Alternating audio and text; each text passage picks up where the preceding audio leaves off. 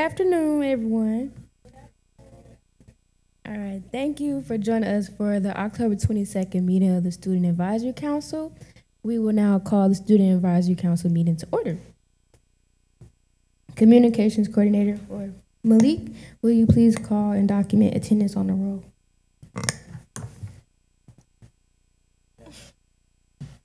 Yeah, I don't. You need the paper? Okay. Miles McNeese, Marcus Daniels, Wesley Gillard, Ariana Hollins, Zachariah Artister. Sorry if I missed. Sorry if I said it wrong. Sienna Taylor, Leah Duffy, Nigel Dubose, Here. Zakiah Dowie, Here. Elijah Moody, Alexander Thomas Jr., Christian Budd, Here. Savannah Millman, Sloan Mitchell,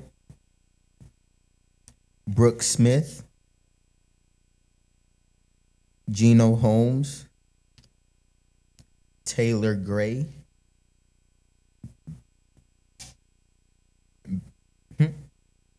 Bethany Monman, Liam, he's not here. Here. Oh, hello. Madison Walker, Here. Corrine Evans, Shira Priest, Deja Gibson, Shania Manning. Here. I don't know how to say that word. Oh, okay. Anaya Terry, Kanaya Smith. That's all. Is there a motion to approve the October 22nd Student Advisory Council agenda? Keep going? I keep going? I move. I second. Is there a second? It was I moved- second. Okay. It was moved by Zachariah and properly second by Drew. Are there any questions? All in favor say aye. Aye. Any opposed? Okay, let's keep moving.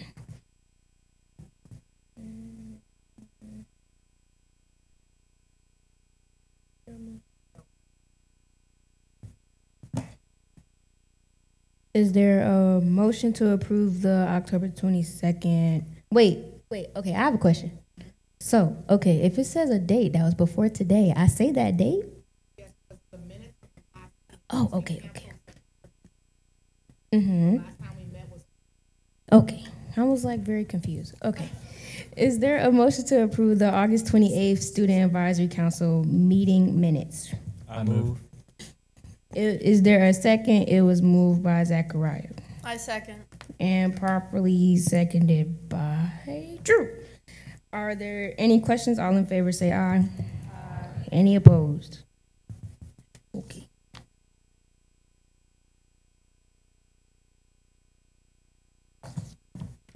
I think we start the meeting now.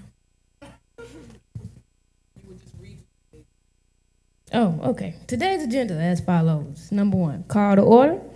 Number 2, roll call. Number 3, approval of agenda. Number 4, approval of meeting minutes. Number 5, discussion items. 1, division of school, Shelly Goodrum, 30 minutes. Number 2, division of student experience, Erica Long, 20 minutes. Number 3, prep for breakfast with the board, 20 minutes. 6, next steps. Finally, adjournment. That is all on the paper.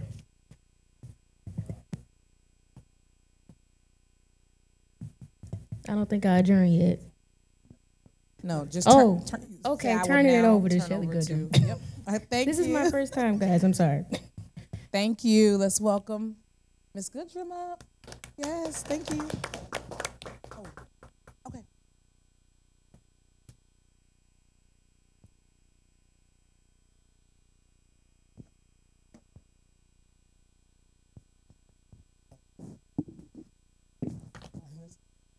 So,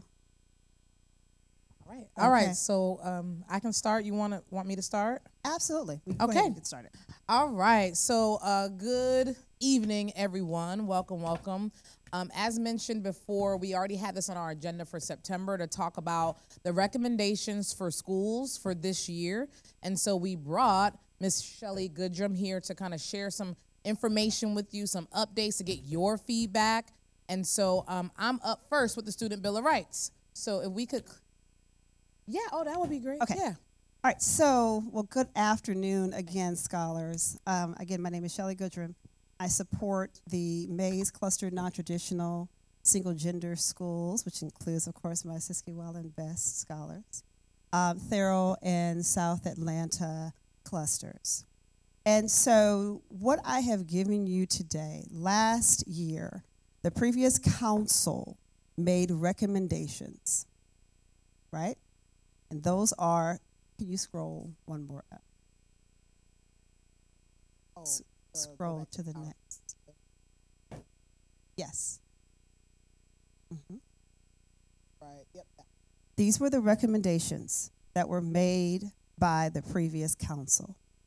What we're going to ask for you today is to put your lens and your vision to the recommendation. So we're going to go through that right now. That yellow document that you have, we are going to collect this back because we need for you to put your recommendations and to expand on each particular one. Dr. Templeton is going to start with the Student Bill of Rights, as she has been working on that since the recommendation was made from the previous council. And so that's what you are doing with that yellow sheet of paper. So we are starting now with the Student Bill of Rights, and as Dr. Templeton goes through the Bill of Rights, we need to capture your thoughts. So I'll turn back over to Dr. Templeton. Thank you so much for that introduction. So we're so sorry. Thank you so much. Back to our Student Bill of Rights. So who has heard of the Student Bill of Rights? Should be everybody. Okay. All right. So we've been working with our board, our policy board subcommittee, in regards to this draft of the Bill of Rights. Liam was on that subcommittee last year, the drafting. Liam Smith, he's since graduated, and also DeMar, who has since graduated. And Liam and DeMar presented at the Student Leadership Symposium last year, in which we were working on getting feedback and drafting the language for the Student Bill of Rights. And so as you see here, there are 5 bills, so to speak. Take a second to go through it. I'll just go over the title. So positive school, community, and culture, advocacy for self and others, influence decisions, equitable access, and deeper learning. And so we're working on getting this, ratified, so to speak, through our board so we can have some policy behind it. And then from that, we're working on doing a pilot. So the idea is for us to get 6 pilot schools, 2 elementary, 2 middle, and 2 high schools. So we can see what this is going to look like in practice. So what does it feel like? What does it sound like for students to influence decisions? What does it look like and feel like for students to advocate for themselves and for others? A playbook has already been drafted, and we're looking at getting that reviewed so we can see what it feels like in practice. So that was one recommendation. This process has started since 2022, where we collected feedback from across the district at various levels, from students from elementary all the way up to high school. And so some folks that already graduated won't be able to see it in practice, but at least we'll get to carry on the work. Any specific questions about the Student Bill of Rights? Yes, Malik. Yes, sir. Is it more or is that it? So that's it. If you remember when we started talking about this, we had a model, and the model had 9 Bill of Rights. And so based on the survey, we also leaned on our data team to really dig deep into the qualitative data that we receive from students, the surveys, the focus groups, those type of conversations. And from that information, these are the top 5 that rose to the top. Oh, okay. So what I was thinking is that it can probably be longer, or some things can be added and removed as time goes on based off of like a lot that goes on. Yeah, no, great point. So there is going to be some type of process. We're going to figure out what that looks like exactly for the bills to be amended, right? So I'm using some language probably from your U.S. history, government classes or whatever, for the bills to be amended, because this is representative of the here and now. But we do have to be mindful of things change, right? We went through the pandemic. Technology probably wasn't a thing, 5 to 10 years prior to the pandemic as far as accessibility. And so, yes, there's going to be an amendment process, so to speak, for this document. Yes, good point. I'll come around. Yes, Drew. As for the piloting process, like, how is this actually going to be implemented into the schools? Is it going to be like accessible to every student, or are there going to be councils or committees that are formed? Because when you say like, right, for all students to share power in the decision-making process, there's a lot of decisions that are made in schools, and that's a lot of people that would be involved. Yeah. So I was just curious if that's the way that it would go, or if it would be more like open comment like we have at GoTeam meetings or anything like that. Good question. So the plan is to have a Student Bill of Rights like internal committee for the pilot process. And we're really going to examine what is currently already being done. We don't want to really reinvent the wheel, but what is already done? What are some ways that your administration reaches out to you as students to get your opinions about something? Our students already invited, or a certain group of students already invited to admin team meetings, those type of things. And then how can we make it a little bit more widespread, because we know that certain students, right, are invited to the table when others aren't. So how can we also make that experience equitable as well? Great question. I was gonna say, like, when this is, I guess, finalized, can there be like a more thorough explanation of what each right means, so that it can't be like misunderstood or like Correct. flipped around in any way? Yes, in the playbook. So this is designed for it to be like a one-pager, so you don't want to put so much in there. But in the playbook, it has like what it could look like, examples, so absolutely.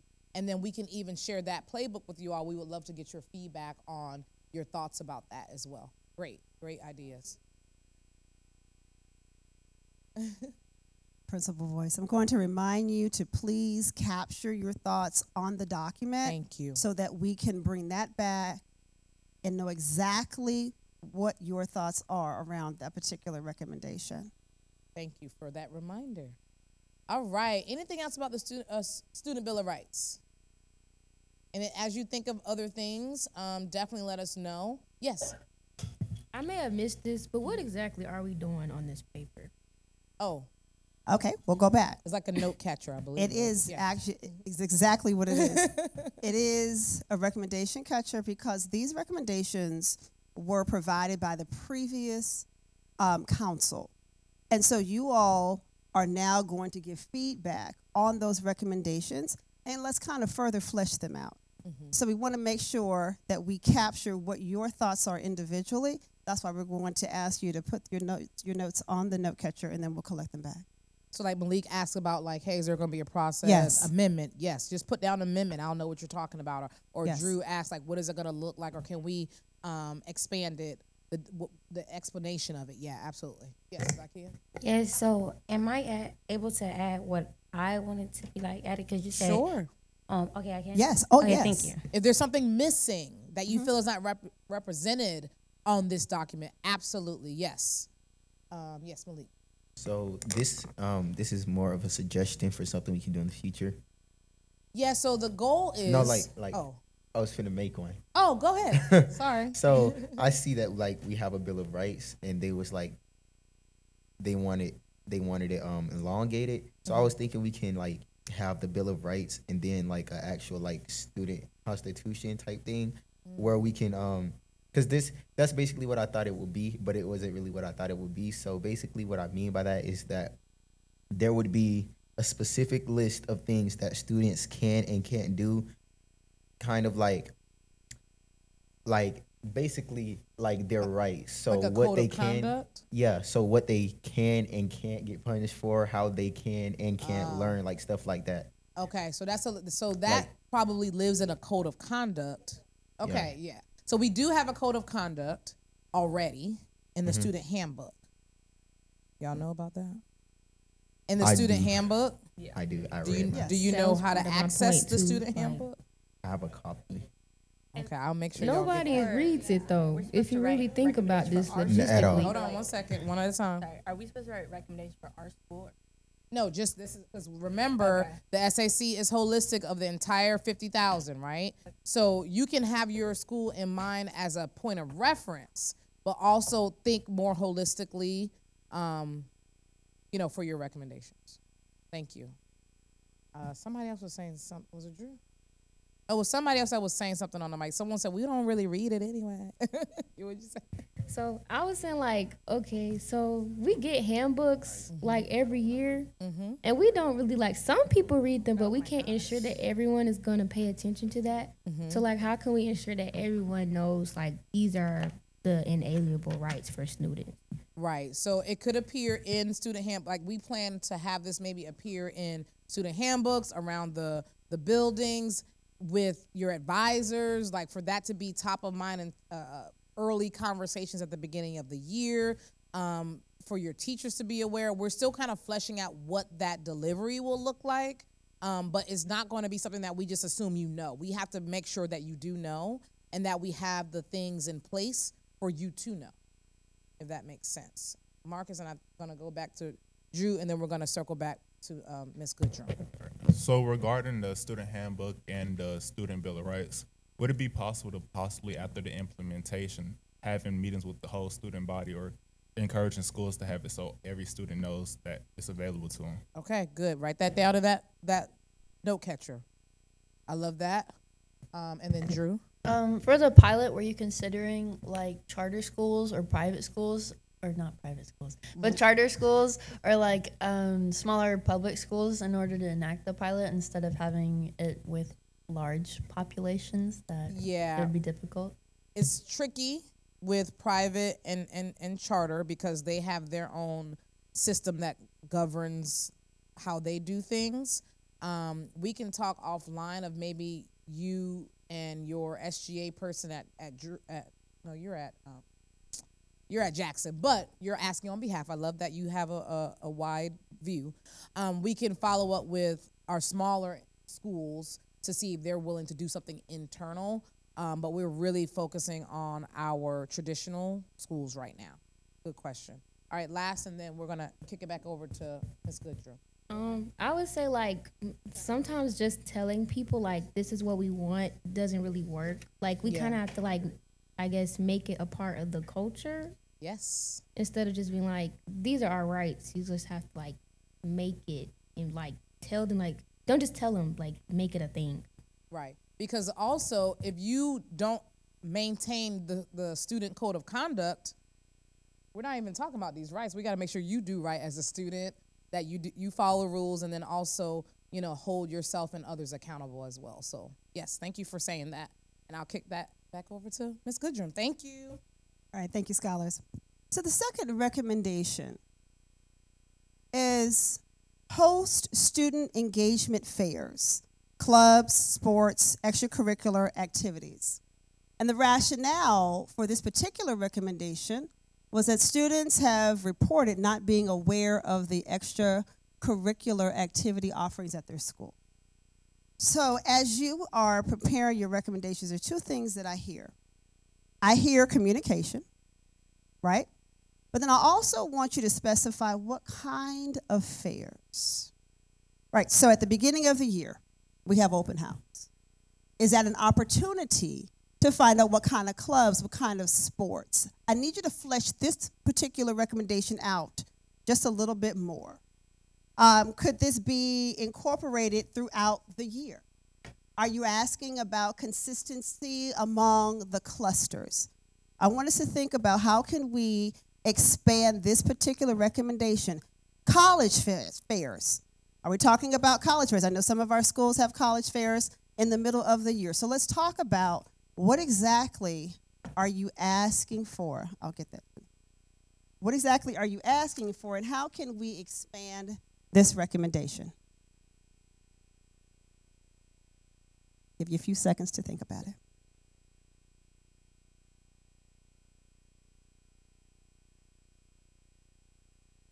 Sure. Mr. All right. Holmes. So basically, I was thinking in a way that we could have a day where clubs of any kind would have like their club representative and then their club sponsor have a table to essentially say like, hey, my club exists, and then the way that that could reach to all students outside of emails, because not all students look at the flyers at the walls, not all students check their emails. We could have it so like maybe like 10 minutes of their day they could just go in. Like for my school, we have the learning commons, so the students can go into the learning commons. It's like a space where there's tables set up, and then the students can set up their organization or club and be like, hey, we exist, look how cool this is. And another way to implement this is during lunchtime, like not essentially like disturb the lunch space, but have tables in the lunch space if there is space. Okay, so what I'm hearing from you is like a club showcase during the day. Okay, Marcus? So for us at best, it's different. Maybe this can change at other schools. So when you first walk into our school, we have a big TV that lists everything we offer, and the information is always readily available to each and every student. For me, my personal view on it is that most students don't ask what each school offers, so they don't know, and it's simple. Okay, so again, back to that communication. What you're asking for is more communication around what the offerings are at our schools. Okay. Nasha? I would say maybe like have like some type of, I guess, engagement day, like in like each semester. So like maybe have one in the beginning of fall semester, in the beginning of spring, and the end of spring. Because some like extracurricular activities have summer activities going on before the fall season starts. So maybe have some type of fair for like fall sports or fall activities, spring sports, spring activities, and summer whatever. So like they would know like what they need, maybe like these different things, so they're already prepared and they have the exposure. Okay. So what I'm hearing also is consistency amongst the schools in how fairs or clubs are presented to scholars. Liam? I think it's important to remember that a lot of these clubs are student-run organizations, so it's good to have the schools give them an opportunity to maybe have a booth at some sort of fair, but you can't like make those clubs go. Like some of that is going to be on the students, not just the schools. Good point. Good point. Let me grab Savannah and Zachariah, and then I'll come right back to you, Miles. I agree with Nija. I think that having like seasonal fairs could be beneficial, especially for fostering a sense of community, especially for underclassmen, because open house is kind of like a scary experience. Like you're entering the space for the first time. So sometimes like the first thing on your mind is not what clubs can I join and how can I be part of this community when you don't even know anybody. So I think later in the year when people have settled in and perhaps gotten more comfortable and they know more people and maybe there's more upperclassmen that they can relate to, it would be easier for them to go to a club fair and be like, I know these people, this is something I'm interested in. Whereas on open house, it's kind of like a whole lot of new experiences at once. And then I also would recommend like educational fairs outside of college fairs, like internally. At my school, I go to Maynard. We offer a lot of like higher education within Maynard. So we have IB, dual enrollment, AP, as well as the ACCA. And I think offering those fairs, both for upperclassmen and underclassmen, to understand what the options are and how they can develop themselves as students is important so that people can make the best decisions to support themselves. Great recommendation. So what I'm hearing is variety in the types of fairs and also more than just one time a year, fall and spring. Yes, sir. So I was a part of the committee that recommended this, and to kind of expand more of what our vision was, it was more so implementing like maybe a beginning of the year and a mid-year like showcase of all the offerings the school has, and because a lot of the time, the communication piece is a big part of that, where students aren't aware of who the point of contact is for a certain club. Like maybe they're interested in the club, but they're not sure who the point of contact is. Because they're all student-run organizations a lot of time, but you need an academic advisor over it, a teacher. So maybe just like beginning of the year, mid-year, or mid-year, end of year fairs where the students can come and see like what all the offerings are, so they're more aware of like who to go to, what their opportunities are. That's more of our vision was with it. We appreciate that clarification. Miles, and then Malik, and then we'll move on to the next one. Miles? Yeah, there's no denying that club fairs are an effective way to get publicity for these types of things, but I think that also in a sort of secondary way, at least in my personal experience, it's been pretty convincing when someone who is a part of this club, as Liam was saying, puts in the effort to sell it to me or like make me want to join it themselves. So I think that it might be worthwhile trying to somehow incentivize members or presidents or whatever of these clubs and sports just casually to their friends, mentioning them, so that more awareness is spread sort of as a community level thing. Okay.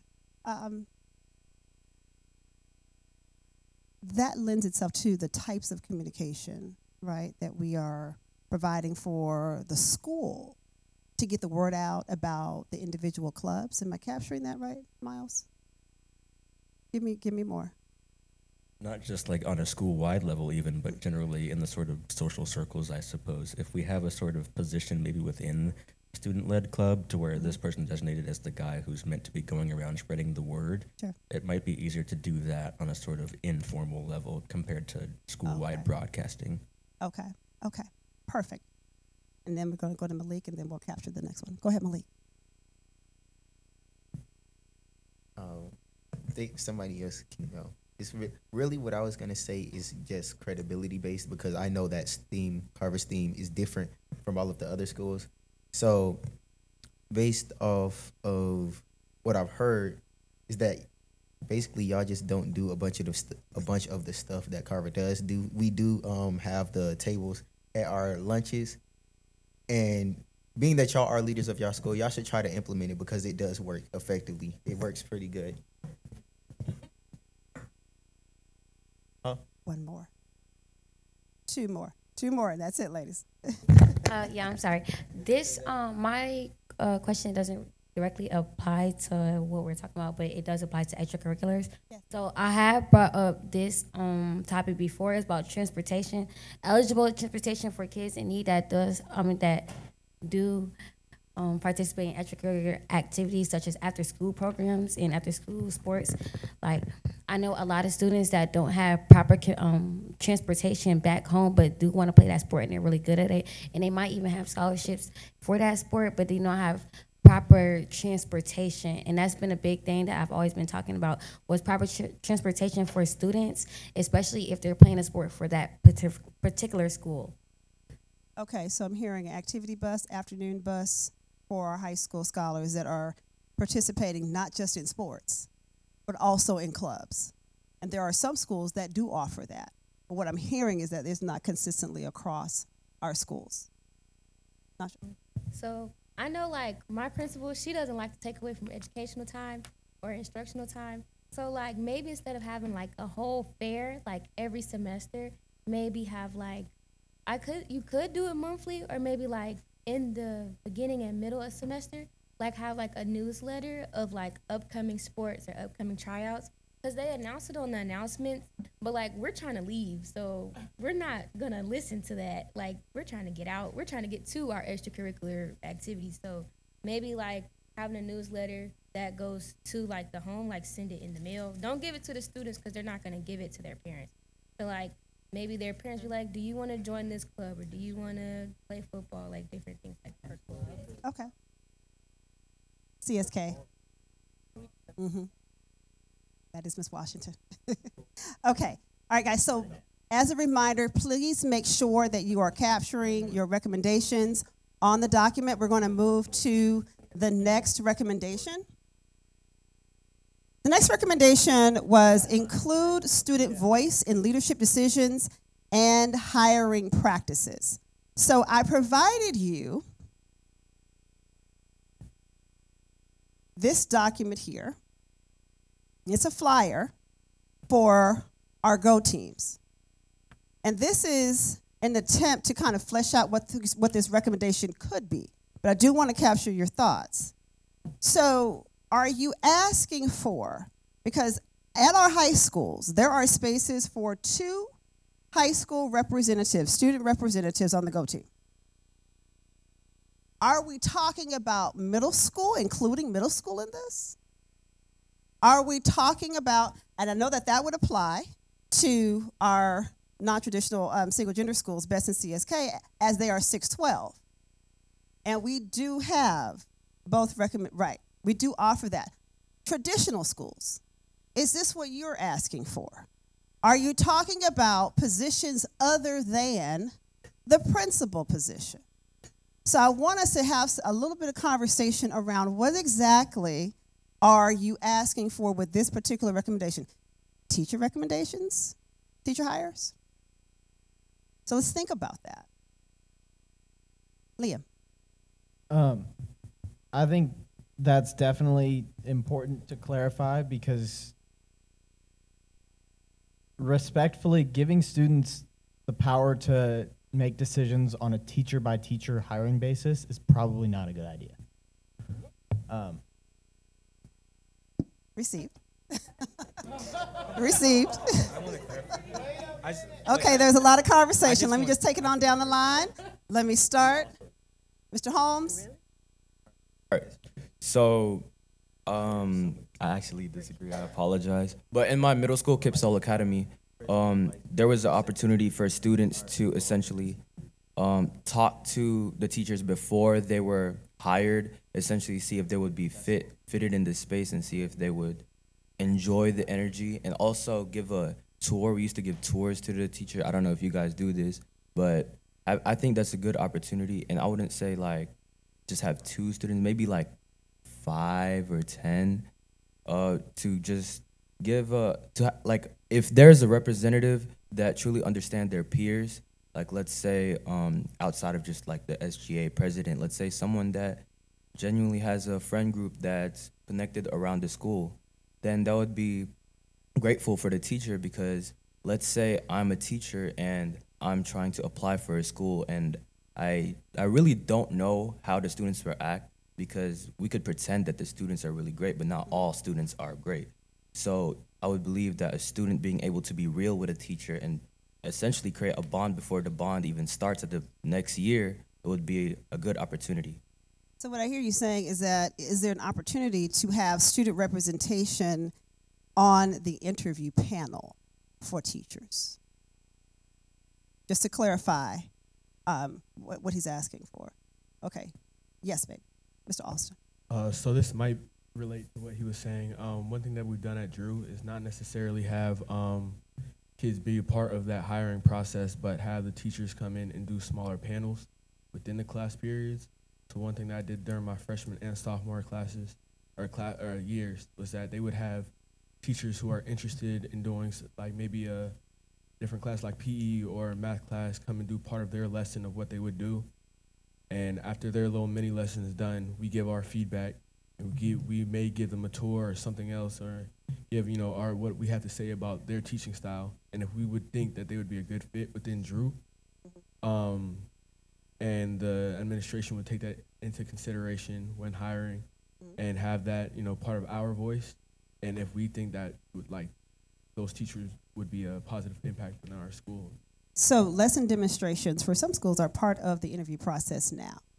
And so what I hear you saying is that for teachers that are interested in coming to particular schools, still the recommendation is that students are on the interview panel, or teachers have to do a lesson demonstration in front of a particular class. Okay? Yes. So I kind of agree with Liam, right? Liam a little bit.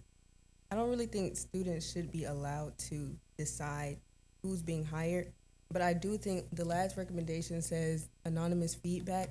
I feel like that feedback can be about how the teachers, how the students feel about the teachers and their teaching style, and then higher ups can take that feedback into consideration and move forward. Now, if students feel as if that's not working, then maybe we need to implement the students into the hiring process. Fair enough. Fair enough.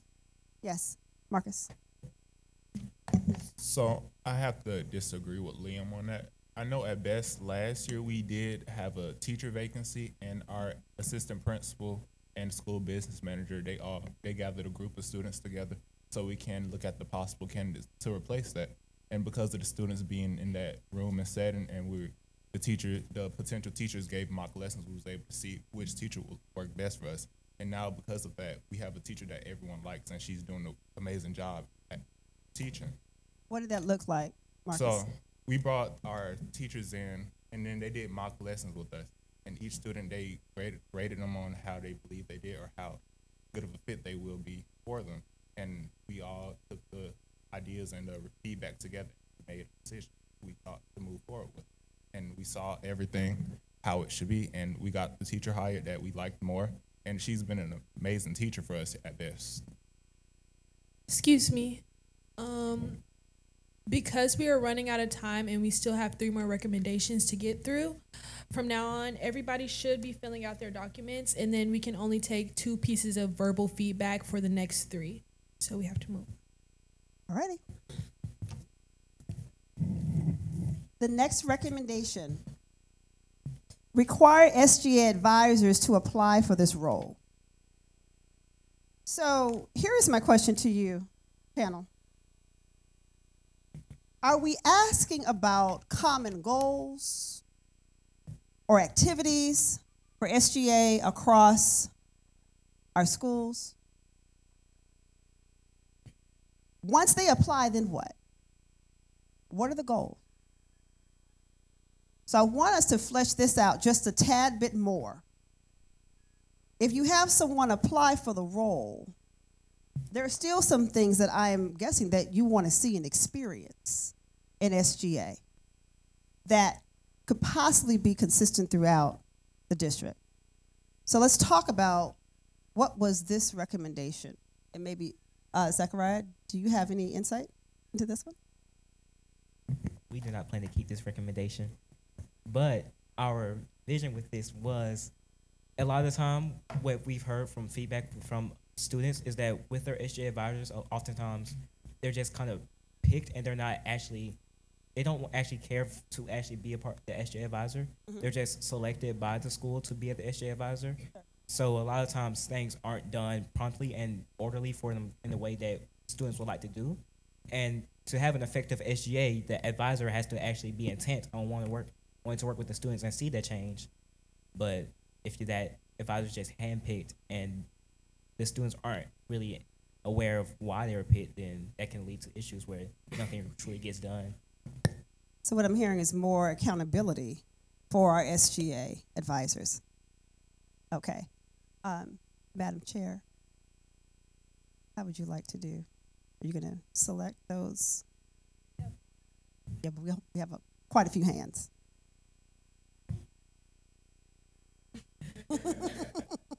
Well, everybody has their papers, so if you feel like you have a more fleshed out idea, I feel like that person knows who has the most fleshed out idea. So everybody has their papers, though, so everybody's idea will still get heard. There are some voices that I know that if you have not had a chance to give any sort of recommendation or feedback, and you would like to speak.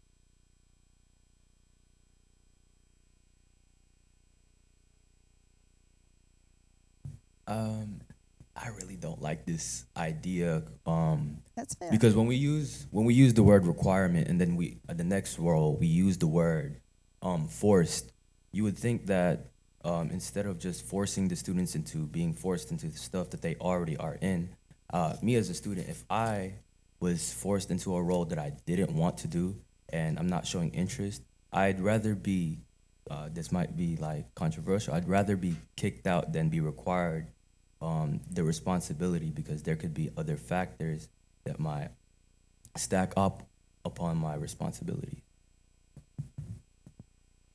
Okay. Just a point of clarity. This one is in regards to the advisor, so the adult that is leading the SGA. I believe, Zachariah, that was the intent behind that one. Yeah, so that I just want to give that background. Okay, now we have 2. Who did I say was next? Okay, we have to move on. The next recommendation is for our bridge. Now, guys, we need to clarify what exactly is it you're asking for. It says to create a bridge program for middle school students to tour the high schools in their cluster. Right. Now, there are several schools. All of our high schools offer tours and offer opportunities for our middle school students to come into the high school.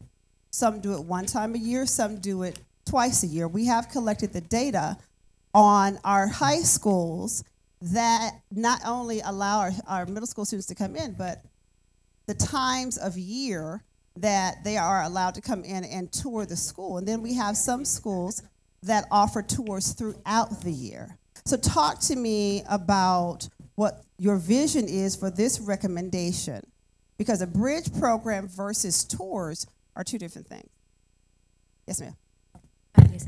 I would say, because y'all use the word specifically bridge, I would say have a buddy program, not just middle schoolers touring to us, but us going to middle schoolers and us having a effective communication with our cluster schools, so that when they come to, if they come to our school specifically, that they will already have established a communication with not only the high school students, but also staff.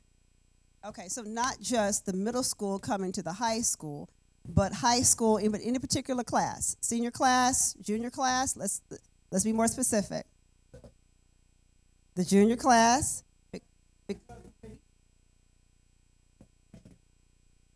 Right. Make sure you're talking to the mic. I feel like the junior class should probably go out and do it, because I feel like, because the next year, when the next year rolls over, then they're gonna be seniors, and then that new kid from that middle school, they're gonna know an upperclassman, and they'll probably feel like more comfortable. Sure. At the school. I'm gonna ask you to pause, Marcus, on that and get a voice that I have not heard, Ms. Gibson. Okay, well, when we're talking about bridge programs, I don't know about any other school, but South Atlanta's cluster has a bridge program called the PASS program, Peer Assisted School Transitioning, which is basically a freshman from our high school mentors, an 8th grader from our middle school, and every other Wednesday they come to the school.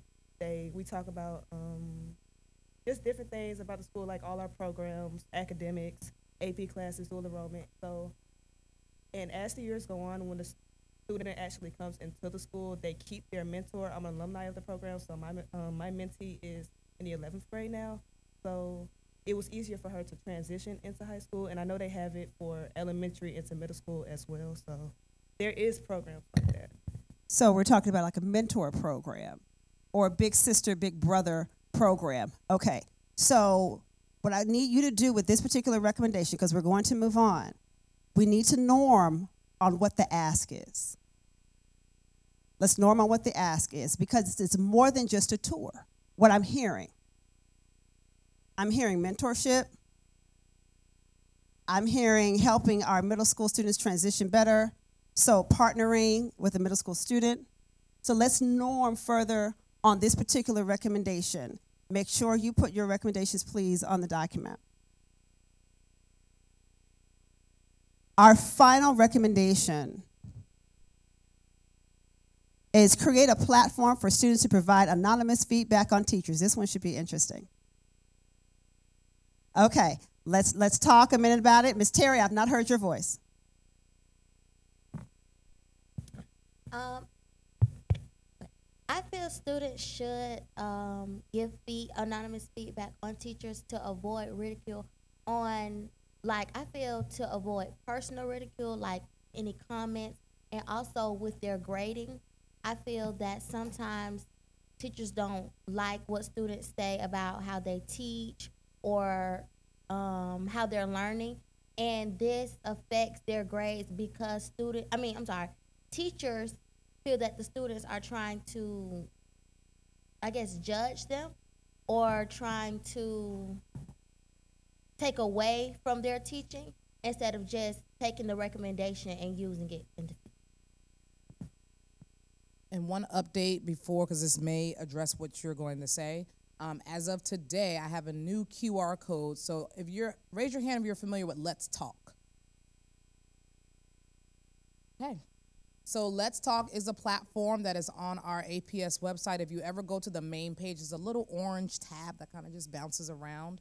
It also appears on should appear on all of your school's home pages. There is now an option for you to give feedback anonymously. So that was a concern about retaliation, if you have a concern. But the thing that we do ask is to provide the course name and the school, so we can at least drill down to figure out who that person is, or to follow up directly with that principal. So if you go to Let's Talk, there's an option for student engagement now. There's a drop down, and there's also a new drop down called student feedback that you can choose to be anonymous. So I just wanted to let you all know the QR code is in my email box, and I didn't have time to make all the copies because it just came through a little while ago. But that is something that is brand new, okay? And if I could real quick, also just to add a little more clarity around this part. So I know it says feedback on the teacher, but what students were actually saying is, so when you guys go to college, some of you guys next year, it's called Rate My Professor. And so that's essentially what they're looking for people who are taking that teacher now, to be able to provide them with feedback on how this teacher style is, what the requirements are, the rigor of the class, all that kind of stuff, just to prepare their peers for when they get to their class what to expect. So yes, it was twofold, to give feedback on that teacher, but more importantly, or more specifically, we're just around preparing their peers for when they get to that teacher's class. So that's what that was. Thank you for that clarification. So does that settle your thoughts on the recommendation? We have Let's Talk, but the request is Rate My Professor.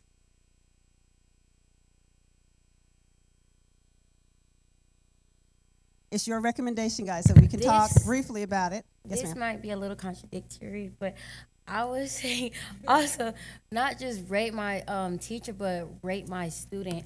A lot of kids go into certain teachers' classes and think that they can do anything because their past friend probably told them, well, this class is easy and you don't have to do all of this. You don't have to really pay attention, so it's fine. You can easily pass this class. But I feel as though a lot of kids should be held accountable for their actions, and not a lot of kids are really held accountable for their actions, but more so the blame will be going on to the teacher because that student is not particularly paying attention and not listening. So I feel as though there should be something that's like, rate my student as well. Outside of the grade, what does that look like? I want you to think about that, Zakia. Outside of the grade, what does that look like? No. I know we're going to be short on time. Naja, Savannah, Liam, did you have your hand up? Okay. What if it's like a record? Like how you got a criminal record? Like, what about like a student record that has your comments from teachers of that previous year, and then the teachers that you may get the next year can read that, and then teachers will have the same record, so it'll be open for everyone to see. So, well, at my school, you can say you don't want to take a class, but they're gonna put you in it anyway. But like, just be like, based on the record, I don't want to take this class because students have said that this teacher isn't really like, she's not very sociable, she's a little crazy. She doesn't grade on time. She puts in zeros all the time, even if you did the work, like different things. So like a teacher-student record. Teacher-student record. Okay. We need to flesh out what that means.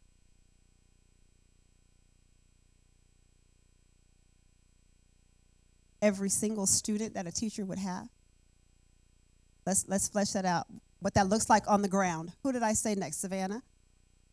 This might be a little controversial. I like the idea of like anonymous feedback, but I also think that it could be used negatively. I had an issue with this in one of my classes recently, where a student's mother said comments about a teacher, and it caused a whole bunch of issues with our classroom environment. So I enjoy the idea of anonymous feedback, but I would honestly prefer to foster some kind of way where students and teachers can communicate in like a more healthy manner, where it's like face-to-face feedback, both so students can practice speaking to an authority figure in that way, saying, I don't really like what you've done here, but in a respectful manner, because I think that's a skill that a lot of students may need to use in the future, especially if they are going to college. And then also for teachers to foster a relationship with students that's not just built on I like you, you like me. It's more of a respect thing because you're able to speak to each other face-to-face. as an authority figure and a student, but you're able to speak in a respectful manner. Which doesn't necessarily require a particular platform. Yes. Absolutely.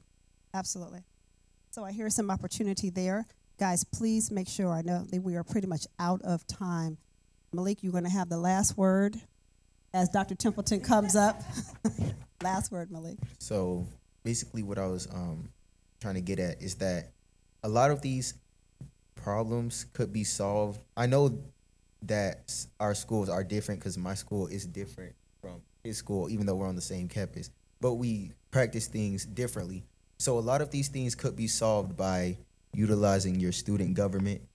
If you want it, because I get that he was saying the thing about the rate your professor, and then she was saying that all it takes is to talk to them. So you can utilize your student government to communicate through the staff, being that 9 times out of 10, your student government should have credibility with your principals or your assistant principals and things like that. So a lot of the things that goes on in your school can be done through your student government, being that your student government is used to your school. And that's why I really want to capture your individual voices, because everyone's voice in the room matters. As we close out, please make sure, because we're going to collect those momentarily, that you have something for each recommendation that we could take back and further flesh out what this will look like. I appreciate each and every one of you. Thank you for your time this afternoon. I will see you soon.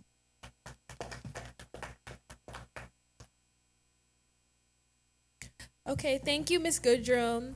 And as we transition into our next speaker, which is Miss Erica Long, I want to take some time to give a quick thank you to Superintendent Dr. Brian Johnson for being here today. So thank you.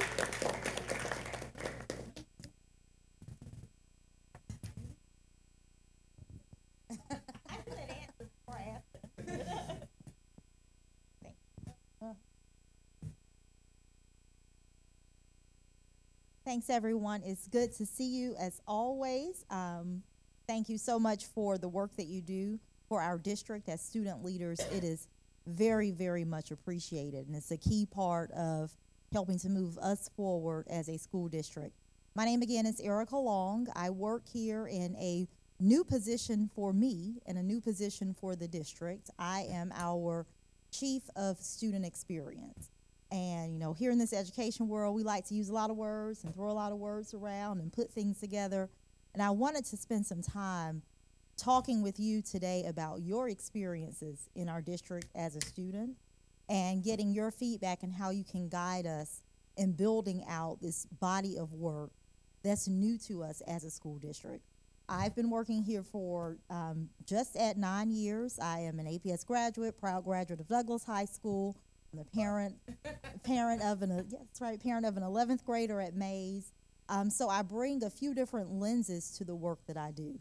I started out working here in policy and governance, helping to coordinate our board meetings, representing our district as a lobbyist at the Capitol, doing work related to advising our board on the development of its policies. I was very excited to see you all give us further feedback on the draft of the Student Bill of Rights policy, and we'll come back to you next month with the actual policy language that the board is looking at.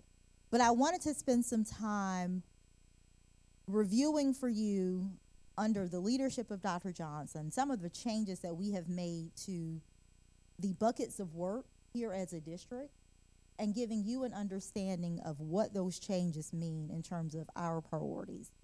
So if you see over here, just third from the right is our new division of student experience. This is not new work, but it's new for us to have these bodies of work grouped together under one division. And the idea is that we have to have a voice at the table.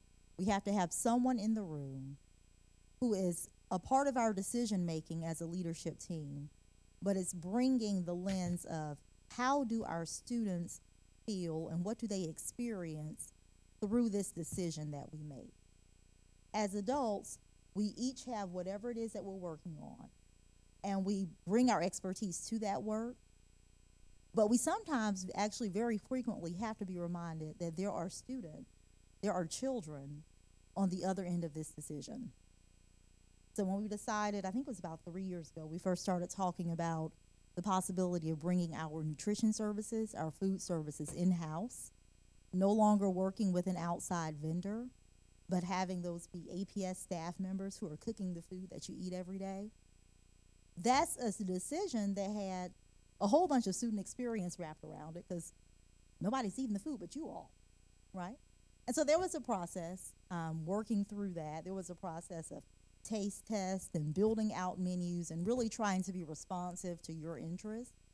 And in that example, it's easy to see where there is a direct, tangible experience for our students on the other side of this adult decision. But what about some of the other decisions we make every day? You all were talking about hiring. You know, you're talking about adding student input and feedback into the process of determining who stands in front of your classrooms. Yes, you are the ultimate end user of that teacher's instructional practice. And how do we as a district start to think through, is there a role for the student voice in protecting the student experience? So up under my division is exceptional education. Anyone have any idea what that means, exceptional education? Who are we talking about? What are we talking about? Yes, Malik. I think exceptional education is basically the ability to give the students the best level of what? No, I'm trying to say education. The best level of education possible for the students. That's correct. The students. Are we talking about certain students, all students? Who do you think we mean when we say exceptional education? Thank you. That's what you should see. That's what you should interpret when you see that title, exceptional education. Because we are talking effectively about getting the best high quality instruction to all students. But before we can get to all students, there is a group of our students within our larger population that are not being well served. And so the professionals in this group, exceptional education, are focusing most intently on the students who need us the most. And those would be our special education students. The students with IEP, the students with disability, the students who need a little and sometimes a lot more than what the typical experience is. So one bucket within the student experience division is exceptional education or special education. Another bucket is student services. Student services includes health services. It includes student discipline. It includes psychology services. Now, what are we doing separate from the academic instruction? What are we providing to our students in order to get them to a place where they can show up to the classroom ready and able to learn? Student engagement, which is not vacant because it's fiercely led by Dr. CT. Student engagement is a big part of what this is right here. But it's beyond the Student Advisory Council. It's, how do we reach the voices of many, many students who have varied experiences in our district, many times experiences that are different from yours. Student records and assignment. They're the folks who decide what students are assigned to what schools. We are a district made of neighborhood schools. Elementary, middle, and high schools make a cluster based on your address. And this is Student Assignment and Records Office works to determine that we have students accurately placed where they're supposed to be and that we're maintaining our student records because we do have legal obligations behind those student records. Is anyone familiar with our district equity work? Yeah, okay, I know you've been on this board for a while. Do you mind describing for me your interpretation of our equity work? Well, I have done a lot of stuff with the equity committee actually. So, well, recently I was actually helping with the pride parade. Yes, that's right. This couple weeks ago. Mm-hmm. Before I think it was the back to school badge. I helped with the equity committee give that stuff out. So basically, just ensuring that all students, regardless of your background, your circumstances, no matter what, ensuring that every student has a fair opportunity and feels welcome within the district. Are equity and equality the same thing? Because they're words that look similar and sound similar. Are they No. the same thing? No. How are they different? Oh well, equality. Equality is like you can give everyone. Equity is basically ensuring that everyone has the same opportunities and they're given the same amount to ensure that they are fairly treated. But with equality, you could give, like, someone could be upper class and someone could be lower class, just to get like economic terms.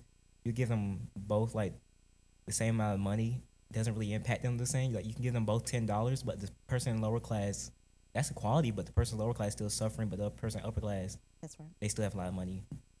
That's a great analogy. A big part of our equity work is reminding us as a district that it's okay to see and recognize and call out our differences. And it's okay for us as district leadership to be intentional about making decisions that take our differences into account. That does not mean that we are discriminating. That does not mean that we're being unfair. But it does mean, for example, that we're saying, yes, that this student here with certain special needs might need a one-to-one aid with them in the classroom all day. None of you appear to look like you need that. And it's not that you are favoring this child who has different needs, but we see as a school district our responsibility to bring them to the level where they can maximize their educational opportunity with us. And the last bucket of that work is policy and governance. Like I mentioned before, helping to advise our district on its board policies, which inform and guide our work every day as an administration.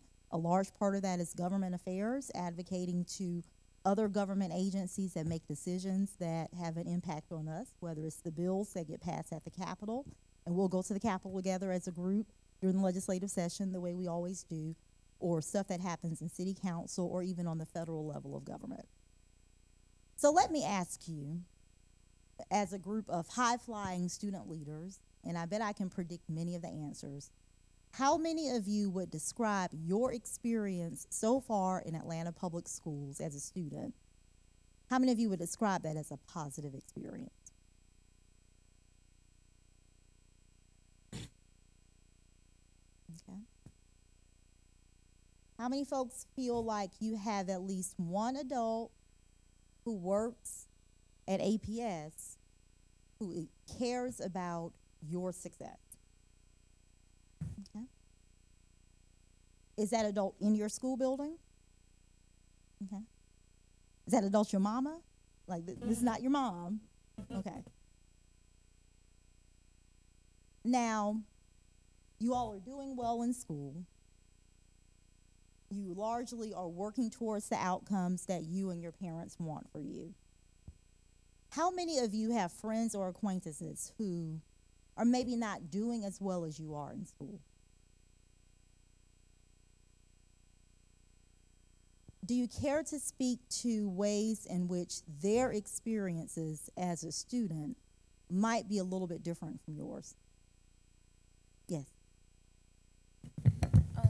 I feel as though it ultimately comes down to the classes that you may be put in, as well as how much you speak up for yourself. I know at Douglas High School, speaking up for yourself plays a major role because they won't know unless you speak up. So for a lot of kids, I have a very diverse friend group. So for a lot of my friends, it's follow others, or, you know, don't be followed at all. It's like, you know, they try to fit in with the group as though that's not what I necessarily follow, but it really dwindles down to the people that you hang around and the teachers and staff that you hang around as well. Like, I know that I had in ROTC, that was my first class I ever had in Douglas High School, and I had amazing instructors. So it really comes down to the instructors that you have and how much that they push into you to be better than what you are right now. You mentioned experiences, speaking up for yourself. When you've spoken up for yourself, have you gotten a positive response from the adult? Are you aware of times where students have spoken up for themselves and they don't get as successful of a response? Yes, I am aware of certain times. I don't want to necessarily use this word, but favoritism does play a major role. Let's speak with athletes. Most people, I am an athlete myself, but favoritism does still play a major role. Like, we give an example. Say there's a student who has a lot of offers right now. That person can participate, do things that other students cannot do. And if that person has a problem with anything, then the teachers would more so jump to what is the word? Basically amend that problem that person has, rather than a regular student athlete that's just there to play and things of that nature. So it really does end up going down to favoritism for certain students, although I do not necessarily want to use that word. Yeah. Yes, Liam. I think a big part of it is support at home. Like my dad went to college. When I struggled with math in 3rd grade, he sat me down at the kitchen table and he taught me math. But if you have 2 parents who work and they can't do that, then you're going to fall behind in math, and that only compounds as you go higher in grades. My dad took calculus in college, so when I'm in calculus and I'm struggling, he can help me with that. But parents who didn't go to college or aren't at home a lot can't do that, and when you get to these more difficult topics in high school, it only gets worse and easier for students to fall behind. Yes, Nigel. I somewhat agree with Liam. So sometimes if the student has no type of support system, it can show. And also some students, they really just don't care. So if they don't care, then their work is gonna look like I don't care. So if you have no teacher or no administrator, your parent at home is you need to do this or motivating you, you're just gonna be there. So students probably need a more aggressive support. So we're all describing ways in which the student experience is individualized. It's individualized to your own behavior, your own attitude, whether you care or not. It's individualized to how much support you're bringing with you from home. What are the parts of the Atlanta Public Schools student experience that should maybe be standardized? What are the things that each of our students should be able to expect and demand and rely on, regardless of school, neighborhood, grade? Yeah, Savannah. I would say equal access to support within the school. So it's not just at home, but at my school in particular, IB is our special program, but we also offer dual enrollment. And an unfortunate situation is that our dual enrollment kids don't have transportation to their locations for dual enrollment. And so the IB kids become the favorite kids, and we get a lot of the attention and focus, whereas the dual enrollment kids kind of have to suffer in silence because there's nobody speaking up for them, or they aren't given the opportunity to speak up. So I've tried my best to speak up at Go Team meetings to mention the transportation issue. But I think providing the different programs that we offer equal support, IB is within the school, so we don't need to be concerned with transportation. But giving the space for other programs that are off campus, like ACCA, dual enrollment, etc., to have that transportation so that students can enjoy the program to the fullest rather than be kind of dragged behind because they are supported less than other programs. I think that would be important, and especially for the students, but also for the program itself, for the school. More students, I think, would participate if the programs were equally considered. So what I'm hearing from you is not necessarily that every student should have access to IB, but that if we're offering a program, every program should be offered with fidelity, that we should think thoroughly about all of the details and the ramifications and the different requirements behind making that program truly available. It's not just available on paper, but it's accessible in real life. Yes, because I think IB is not for everybody, not just because of the rigor, but the actual course itself. There's a lot of parts of IB that may not be applicable to people's lives outside of high school. And so encouraging students to participate in programs that will truly support them post-high school, I think that would be incredible for students. Okay. Zach, what should be the standard parts of the APS experience? So what I was thinking was more so on the elementary level, with ensuring that students, when they're struggling, they're actually getting the assistance they need rather than being pushed off. Because what I've noticed is that a lot of people I know who are struggling now in high school, when they speak to me about it, a lot of time in elementary school, they didn't actually get the help or the assistance they needed. So it kind of developed a mindset where there's no point in me in actually trying to reach out for help. because the teacher's going to just push them off from that young age. So ensuring that from the young age, from elementary school, from early on, that they are aware that they truly are capable of receiving that help, that so that it can develop early on and transition all the way to high school. You're touching on a theme that we talk about frequently in our leadership meetings, just this question of what are you all as students getting in return for the 7 or 8 hours a day that you spend with us? And so even at the very elementary level, what is the student getting for being with us? Are they seeing the growth in achievement? Are they seeing that they are picking up skills that are making them more proficient in the subject matter? But that as a standardized experience, every student should know that in exchange for coming to school, they know and they feel what they're getting in response for that. Yes. To add off of what Zach said, I completely agree. I feel like a right of a student who is going through APS schools is literacy, because I feel and I notice that a lot of students in high school who are struggling, or some might say they don't care, if you ask them, they'll say they know that they are smart, they know that they can do it, but they just don't want to. And I don't necessarily have an answer for why they don't want to, but I know that sometimes behind those I don't want tos is I can't. Through elementary and middle school, the point is not being pushed hard enough to make sure that every student can read, every student is literate, and students are graduating from middle school illiterate, and then they're coming to high school and asked to be critical thinkers, and you have to be able to read to be a critical thinker. You have to be able to write to be a critical thinker. And sometimes people will give up because they'll see other people who have it, they feel like they don't have it, and they feel embarrassed.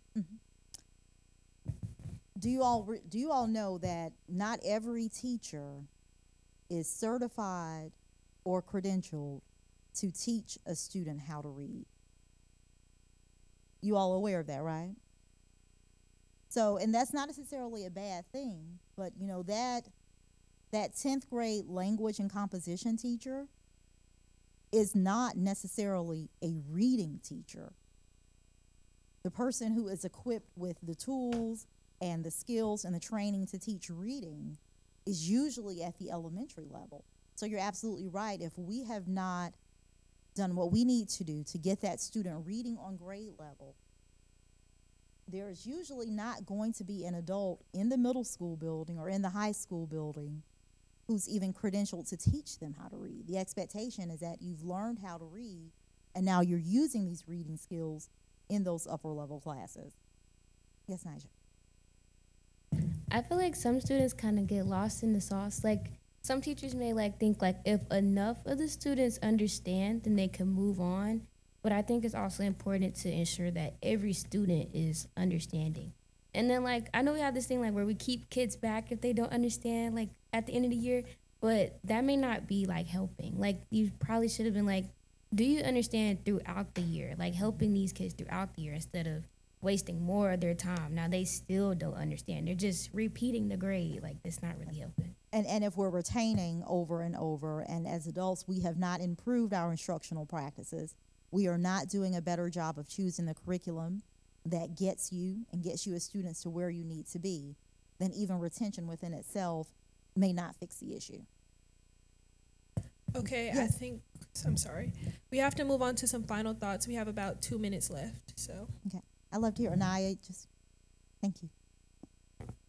I just wanted to go off what Brooke and Zach said when it comes to the transition from middle school to high school. I feel like most middle school students underestimate it. And it's in high school, the tests are more rigorous. And even when it comes to graduation requirements, graduation requirements will not change. And I also feel that sometimes students graduating from 8th grade can be pushed or passed along to 9th grade, even if they're not equipped to do so. So it makes them think that they're invincible to, failing, or invincible to not being able to move on. But when the time comes for them to graduate, they don't know what to do, because the whole time no one has told them the risk of them not, advocating for themselves or getting the help they need. Thank you. Yes. Yes, Nigel. Also, I was saying like that every student learns differently. So like maybe like not exactly eliminating it, but eliminate like surface level teaching. So like some students need different methods of teaching so they can retain the information. What do you mean when you say surface level teaching? Like teaching everyone the same way it's not working for some students. Like I may learn differently than all the other students in here. Like we may have different methods. Like sometimes you have to put things in images or put it in words or put like sounds, videos, like different things so that the students can understand. Because it's not exactly like the teacher is teaching it, but they're not the person who is getting the information. Thank you. Just right quick. So many of you raised your hands and said that you have overall had a positive experience as an Atlanta Public School student. Just give me a few examples of what do you believe has provided you that positive experience? How and why do you think you have been able to have a positive student experience here? Yes, Marcus. So for me, all my time in APS, I have gone to a smaller school, so we've been able to have that one-on-one instruction in smaller class sizes. So me having that individual attention, I'm able to excel far more than other students may do at other schools, since we are able to talk to teachers if we need to. And it's not over 30 kids. Well, our average class size is about 10 students, so we're able to actually talk with our teachers and actually learn the content and better understand it. And build relationships with the teachers, I'm hearing. How? Yes, Corinne. I've been in APS since kindergarten, and I would definitely say I've had a couple more issues kind of arise during high school, but overall it's definitely been a positive experience because I just feel like here we definitely have some passionate teachers. I can't really speak for all of them, but I feel like every year I've had at least one teacher who really makes me excited to come to school, excited to go to their class, and I feel like that's always kind of motivated me and just made my APS experience really good. For me, I have not been in APS my whole life. I moved to Atlanta in like 2016 in third grade. But I'd say, especially in high school, APS is opportunities for students to speak up. So like I'm on the GO team, this council, other councils, like the opportunities presented to some students, even if it's a smaller group than maybe it should be. But students have the opportunity to speak up and participate in their education. And I think that's incredibly valuable, especially when in other schools and other states. The education is kind of lorded over by other people, other figures, and the students don't have as much say. Thank you, Drew and Christian. I'll just say this real quick. I say one thing about the APS is that I came into the APS system during high school, and one thing that's really been beneficial for me was that I've had a lot of interconnection with other schools, allowing to just be in councils like this, the symposiums, sports, all that stuff has really been a big plus for me, being able to meet a lot more people rather than being cooped up in just my school environment and just my neighborhood. So it's really been beneficial just being able to create some more relationships with other people and really just, enrich myself in more of a like positive public school environment. Yeah, thank you. Liam? So I've gone to school, including APS and other districts, in some very different places. And I think what sets APS apart for me and what's made it a really great experience for me is the administration's openness towards student feedback. I've gone to school in some places that are very closed off and very we tell you what to do. And I don't feel like that's the case in APS. And it's made it really great. Thank you. Thank you, Ms. Long.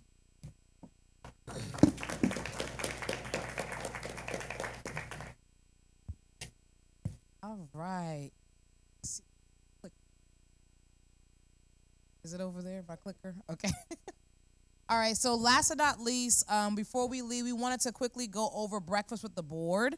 They are starting soon, and we wanted to share with you the schedule. You should have received a calendar invite. So can we click on schedule? You should have received a calendar invite for your school's breakfast with the board. Okay. So this year we are doing a planning session and we're doing the actual event. So first up is Atlanta Classical. All right. And then you'll see the rest all the way down. We are starting earlier this year. Normally we only do second semester, but we're starting earlier this year because we want to make sure that as many as possible, the board members can come. Because we were doing like 2 a week, it was a lot. And so in order for us to do one event per week, I think with the exception of like in March, we had to do 2 for that particular week. We had to start a little early. If we can go back to the PowerPoint and please click on format. This is what Keith and I wanted to go over with you all. So, and these are images from Breakfast with the Board events from last year. There are going to be 2 options for Breakfast with the Board. So option 1, Keith, you want to go over that one? Yep. All right, so option 1 is whole group panel. So I know we're calling it a panel. How whatsoever. This is just pretty much board members sitting in the front of you guys and being able to, just you guys talking, engaging with them in that kind of format. But it's not a panel. I'm going to say this one more time. This is not a panel. This is you guys letting board members know what they need to know. They're going to ask you guys questions, but you guys should be the ones doing most of the talking, all right? So pretty much that's it.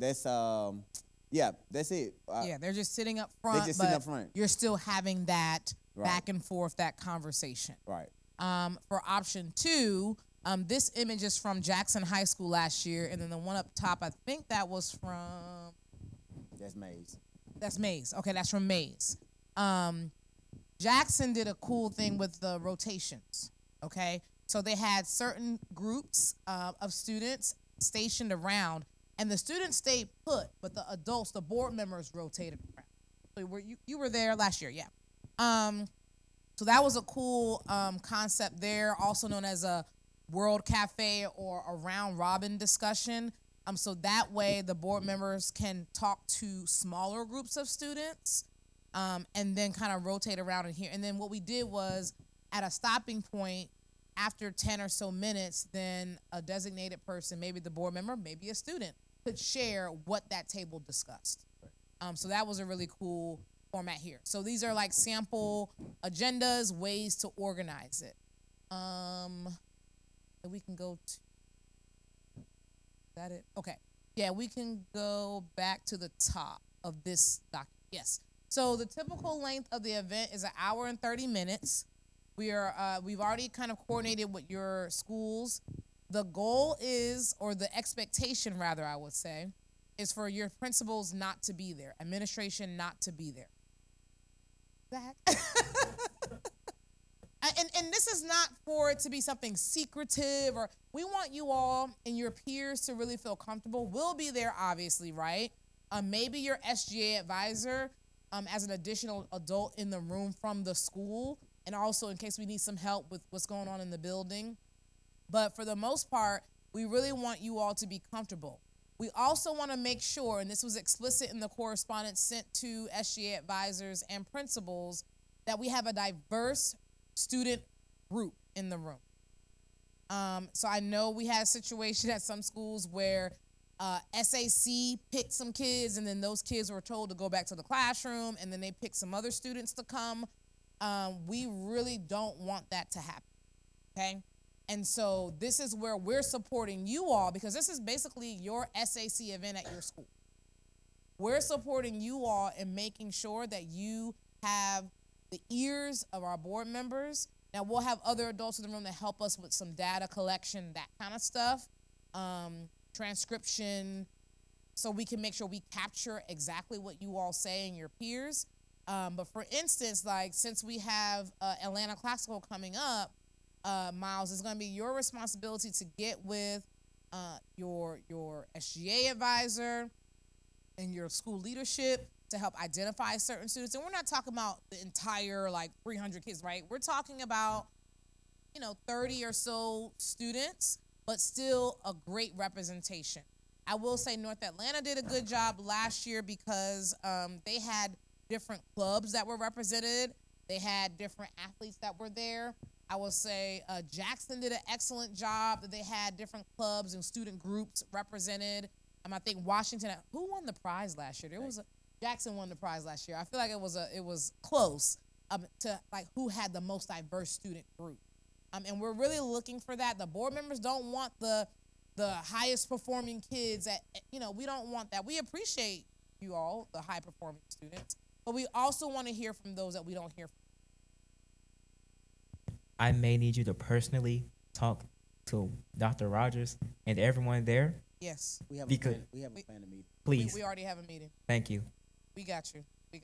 Because it's just really important that we have a diverse group and we have multiple voices. Did I leave out anything, Keith? No. So one thing I will add that we're doing different this year is we're adding in 8th graders. And so 8th grade students will be joining you guys for your breakfast with the boys this year. And so because again, this body is supposed to be representation of the 52,000 students of Atlanta Public Schools, but a lot of times we only capture those voices of high school students.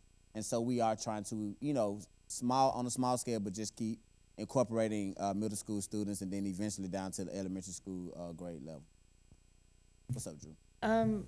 Since we're doing like about 30 kids, does that include the middle school groups that are coming, or is that like in addition? So we're just making sure we have 30 and then they have their group? I think we said for them to bring no more than was it 10, I believe, or something like that. So yeah, you can have your 30 and then add on plus the whatever, right? So we don't know how many exactly they're gonna bring, but we definitely want it to be majority high school. But it's also a good way for the 8th graders to really see, going back to the conversation about mentorship and that bridging experience, to see what happens at the high school level, what it looks like, feels like to be a student leader at the high school. So if I could share, because you guys, so the point of this is for you guys to go back to your school buildings and begin the planning process. Now we understand that not a lot of schools are up right now. We know classical, you're up right now, but if I can offer you guys any advice, you guys pick topics. You guys stick to those topics and be able to tell students, because a lot of times students come in and they're blind, they don't know why they're really there. And so if you guys can do some planning on the front end, hey, what are some hot topics that we're experiencing around our schools that we want? Again, board members, you see this right here, they make decisions every first Monday of the month, decisions on you guys' behalf. A lot of what you're gonna hear when they come to your school is a lot of their decisions and things that they do is based off of the feedback and recommendations and things that they hear from you guys from the breakfast with the boards. And so that is a great opportunity for you guys to be able to vocalize what it is that you guys want to see happen, so they can come back here and tell Dr. Johnson what it is that you guys want to see and make happen. It's not an opportunity for board members to do all the talking. It's an opportunity for you guys to do the talking and lead these conversations, all right? Also, you're going to get a lot of pushback from your teachers, and like Zach said, talk to the principals. You're going to talk to the advisors, because, again, when board members come into the building, the first thing they say is, oh, we got to make ourselves look good. We got to be clean. We got to make sure we present the cream of the crop, the top 10%. Board members, they don't want it. They don't want it. They want those voices that are not always heard, that are not always inside the room. And so I did a thing last year where I offered a cash prize to the school that could provide the most diverse group. And though Jackson won, because, again, they did offer the clubs and all that kind of stuff, what I was really looking for is just those people that won't typically be in these settings, right? How can we go pull those ones that skip class and not necessarily always the one that's always involved in what's going on in school? How can you invite them into the room, into the space, to offer their feedback on why it is they may be doing what they're doing, and how can we, better leverage them? Because, again, we want to be the voice. What's up, Madison? Did you explicitly tell them that they can't pick? So we hadn't had the conversations yet. Conversations are coming up, but we will. I will make sure they know that, because, again, I know the challenge I have with trying to lead them, because, again, they gonna want to still put their piece on it, because they want to put their best foot forward for board members. So I get the pushback that y'all get, and so I try to do my part there. The main thing that the adults, and we have about a minute before we need to adjourn, the main thing that the adults need to do at your school is make sure we have something to eat, breakfast. Like, make sure that they're ordering the breakfast, that we have something to drink, because, of course, you all can't do that, right? They have to use the school credit card and all that kind of stuff. But we really want you all, like, even if, like, asking permission, can I go to ISS and talk to those kids? Like, can I invite one of the kids that are that's in ISS right now? Just really being explicit. And you all are also invited to those meetings. That's why I have them starting at like 4:30 or whatever is virtual. It's a quick 30-minute chat to go over these things, and then also to share, like, we don't want the principal there, we don't want these people here, and here's why. We're here as responsible adults, as representatives from the district, but here's why. We want you all to feel comfortable. It's no. And to Dr. CT's point, why we added y'all to this meeting, because we want everybody to hear the same thing at the same time. Because again, as I always tell y'all, y'all got an S on y'all chest, and y'all really do got superpowers. And I really want this opportunity, the breakfast with the board, to be the opportunity for you guys to use to really show y'all leadership skills and create this space however y'all see fit. All right. So we come into the school building. We don't want to say, oh, my teacher did this, my principal did. No, we want to say our student advisory council delegates put this all together and created this space and inviting us into y'all space. All right. So we look forward to it. This is what, year four? Year four of the breakfast. Doing it. Breakfast with the board, and I look forward to the conversations and coming to y'all schools. And I'll send the format and everything to you all so you can have it electronically. A couple of upcoming dates as a reminder, and then I'll let Madam Chair close us out. So we have our virtual, actually is wrong. It should be November the 14th. Virtual ad hoc committee meetings is that's going to be via Zoom. Saturday, we have November 16th for the Family Engagement Conference. So shout out to Malik and Zach and Drew to help me with the presentation. Marcus said he's going to volunteer. We need more volunteers. I'll be sending that link out shortly. Atlanta Classical first, breakfast with the board. You're on deck. You're our first up. And then our next meeting is November 20th. We know Thanksgiving is late this year, so we're meeting November 20th. If you haven't had a chance to go to any of the listening sessions, they are still happening. I think there's one tomorrow at Young, sorry. But that's the Mays cluster. Okay. So go ahead and sign up. I've been to 2 of them. I know you've probably been to almost all of them. And then also make sure you're keeping up with the 100-day plan. I will turn it back over to Madam Chair. Thanks.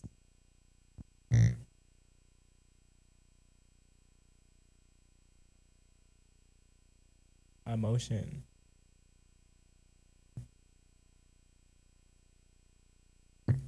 I second.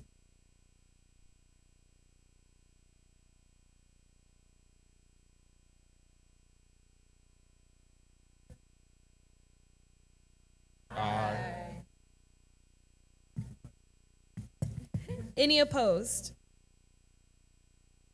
Nobody? Okay. Motion carries. This meeting is adjourned. Thank you. Thank you.